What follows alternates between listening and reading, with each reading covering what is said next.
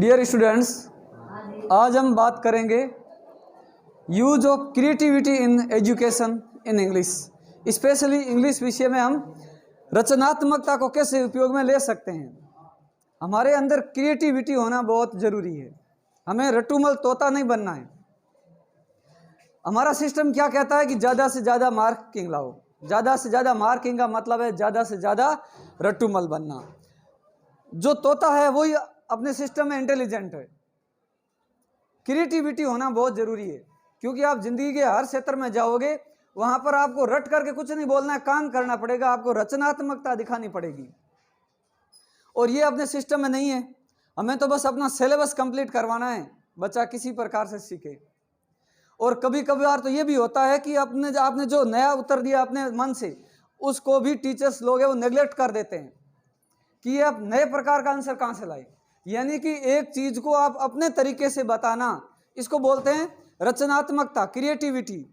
अब इंग्लिश में अपन क्रिएटिविटी कैसे ला सकते हैं ताकि सब्जेक्ट क्रिएटिविटी, जब आपके अंदर क्रिएटिविटी डेवलप होगी तो रुचि बढ़ेगी। सबसे जरूरी है कि आपके अंदर इंटरेस्ट होना चाहिए। इंटरेस्ट है तो कोई भी सब्जेक्ट है आपका इजी लगेगा। जिस काम में ज़्यादा हमारी रुचि होती है वो काम कभी भी हमें बोझ नहीं लगता है। इसलिए फर्स्ट जरूरी है अपना इंटरेस्ट, अपनी रुचि प्रत्येक सब्जेक्ट में, या जिस सब्जेक्ट में आप अच्छे हैं या अच्छे नहीं हैं तो भी उसके अंदर आप रुचि डेवलप करो, वो सब्जेक्ट है आपके लिए इजी हो जाएगा। तो यहाँ अपन देख रहे हैं इंग्लिश के अंदर अपन कैसे क्रिएटिविटी लाए। आपने वर्ड सुना है, वर्ब, और टेंस भी सुना है और बहुत बार पढ़ चुके हैं। ठीक है, आप इसको पढ़ के ऊब भी गए होंगे, बोर हो चुके हैं कि क्या है वर्ब। लेकिन इसके अंदर क्या है, हमारे अंदर रुचि होनी चाहिए इस सब्जेक्ट में कि इन पॉइंट के अंदर कि उसमें अपन बहुत आगे बढ़ सके। जैसे आपने वर्ब की जैसे फॉर्म देख ली, सिंग, सेंग और संग। ठीक है, आप इसमें क्रिएटिविटी ये ला सकते हैं कि इसके फैमिली की कौन सी और वर्ब है। उस सब्जेक्ट के अंदर आप रिसर्च करो। जैसे इसमें आ गया रिंग, रैंग, रंग। ठीक है, एक जैसी है, आईएनजी है, इसके अंदर आई को ए में बदला, ए को यू में बदला। ठीक है, सिंग, सेंग, संग, रिंग, रैंग, रंग। इस प्रकार से अपन इसमें क्रिएटिविटी ला सकते हैं कि इस एक फैमिली की एक प्रकार के फॉर्मेशन की कौन कौन सी वर्ब है। एक तो इस प्रकार से अपन इसकी लिस्ट बना सकते हैं। कुछ ऐसी भी वर्ब होती है जिनकी तीनों फॉर्म सेम होती है, जैसे पुट वगैरह, पुट, पुट और पुट। अपन ये खोज कर सकते हैं डिक्शनरी से और ग्रामर से कि ये इसके कैटेगरी वाली तीनों फॉर्म एक जैसी कौन सी है। ऐसी कौन सी वर्ब है जिसके अंदर डी लगता है, ईडी लगता है और आईईडी लगता है। अपन इसके अंदर अपनी रिसर्च कर सकते हैं, अपने इसमें क्रिएटिविटी ला सकते हैं। आप कहोगे सर ये तो इतनी है, इसमें और क्या बात हुई। अब इसके अंदर अपन देखेंगे, हमने इस V1 को पढ़ा कि एक गाना गाया गा चुका, बस हो गया, गाना गाया गा चुका। ये इतना ही नहीं है। ये जो आपको एक वर्ब दिख रही है इसके अंदर बहुत क्रिएटिविटी है, रचनात्मकता है। सिंग का अर्थ है गाओ भी, यानी कि ये एक फॉर्म है ना, फर्स्ट, ये एक सेंटेंस है।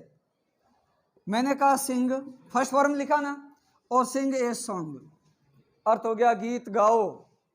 इसका अर्थ है गाना। जब ये इंपेरेटिव टेंस में ये फर्स्ट फॉर्म के साथ इसका ऑब्जेक्ट आएगा तो इसका अर्थ हो गया गाओ। इसका अर्थ हो गया गाओ। मैं इसके साथ में देखो वी लगा दिया, हमने इसके साथ सब्जेक्ट जोड़ दिया, वी जोड़ दिया, आई जोड़ दिया और दे जोड़ दिया, कोई भी सब्जेक्ट इसके साथ जोड़ दिया, इसका अर्थ बदल गया। वी सिंग ए सॉन्ग, इसका अर्थ हो गया गाते हैं, हम गाते हैं एक गीत। यहां आपने देखा, यहां अर्थ है गाना, यहां इसका अर्थ हो गया गाओ। सिंग ए सॉन्ग का अर्थ हो गया गाओ, लेकिन जो ही बन गया वी सिंग ए सॉन्ग, इसका अर्थ हो गया हम गीत गाते हैं। गाना का अर्थ गाओ, गाते हो गया। यहां इस टेंस में आया तो इसका अर्थ क्या हो गया, वही वर्ब है, इसका अर्थ हो गया गाते हैं। जो इसके साथ आईएनजी जोड़ेंगे इसका अर्थ हो जाएगा गा रहे हैं। तो इस तरह से अपन इसमें रचनात्मक तरीके से आगे बढ़ सकते हैं। तो प्रत्येक वर्ब एक इंपेरेटिव सेंटेंस है। Every verb is an imperative sentence. प्रत्येक वर्ब क्या है? Imperative sentence. आपने लिस्ट ली, उसका इंपेरेटिव बनाओ, ठीक है। जाओ, आओ, खाओ, बोलो, वो इस तरह से ओ अर्थ आ जाएगा। उस वर्ब में क्या लगाओ? ओ, हिंदी सेंटेंस में। तो वो सारे इंपेरेटिव सेंटेंस हो गया। बैठो, सिट डाउन, आओ, कम हियर, ये इंपेरेटिव।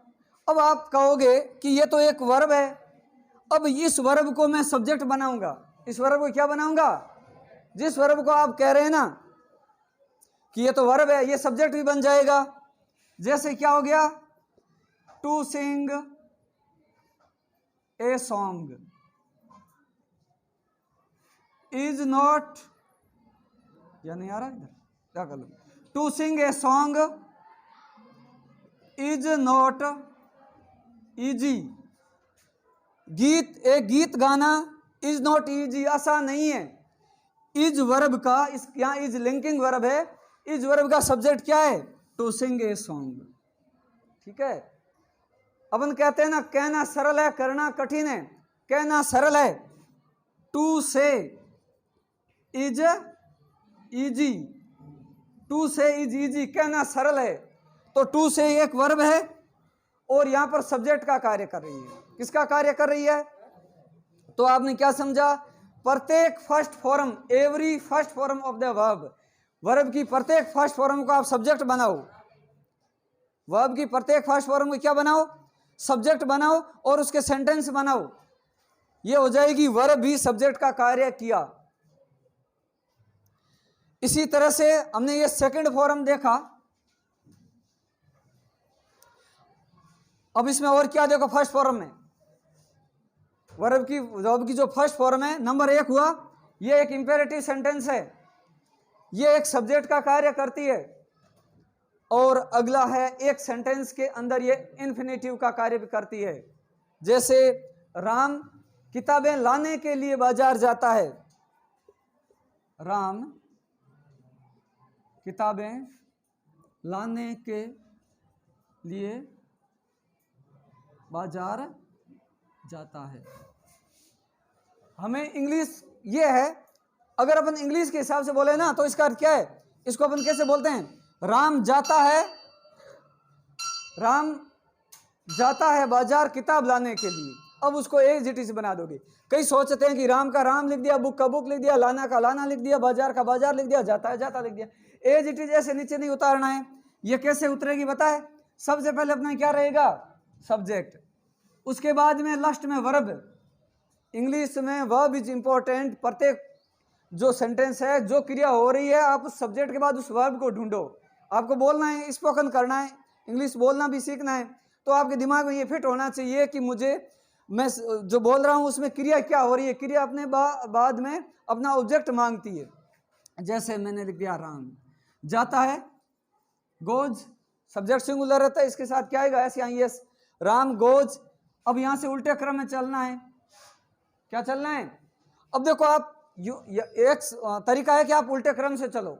दूसरा तरीका है कि आप इस वर्ब से पूछो, आई, जैसे राम गोज, राम जाता है, कहाँ जाता है? Ram goes to market, Ram goes to school, Ram goes to temple. ठीक है, हो गया ना? इस तरह से आप बोल सकते हैं ना। गोज के बाद में इस Ram goes to food, food आएगा? बिल्कुल नहीं आएगा। राम गोज टू फूड नहीं आएगा। ठीक है, तो इसका मतलब हुआ कि प्रत्येक जो क्रिया है वो अपना ऑब्जेक्ट मांग लेती है। राम गोज टू हमने लिख दिया मार्केट, यानी इसके बाद में क्या आएगा? स्थान सूचक शब्द आएगा। अब है यहाँ पर लाना, ये मैं समझा रहा था, लाने के लिए। अब इसके अंदर कितनी क्रिया देखो, एक तो जाता, ये भी क्रिया है ना, और लाना भी क्या है? क्रिया। ये जो फर्स्ट फॉर्म है ये सेंटेंस के बीच में टू लिख करके आ जाएगी। ठीक है, तो लाने के लिए आ जाएगा टू सिंग, सॉरी, हाँ, लाने के लिए टू ब्रिंग, क्या आ जाएगा? To bring. तो वर्ब की फर्स्ट फॉर्म कहाँ आ गई इस वाक्य के बीच में? ठीक है, टू ब्रिंग। अब देखो, के लिए आप फॉर लिखते हैं। के लिए फॉर नहीं लिखना है। कब लिखना फॉर, कब लिखना टू? अगर के लिए से पहले कोई नाउन है भाई के लिए फॉर ब्रदर, सिस्टर बहन के लिए फॉर सिस्टर। लेकिन लाने के लिए टू ब्रिंग, बेचने के लिए टू सेल, खाने के लिए टू ईट, लिखने के लिए टू राइट। तो के लिए से ठीक इस साइड में अगर क्रिया है तो उसके लिए आएगा टू, और अगर नाउन है भाई बहन फ्रेंड के लिए है तो उसके लिए आएगा फॉर। कब टू आएगा कब फॉर आएगा ये क्लियर हो गया है। ठीक है। अब ब्रिंग लाने के लिए क्या है, अब इस क्रिया से पूछो लाना है क्या, इस सेंटेंस में आया बुक्स तो हम लिख देंगे बुक्स। ठीक है।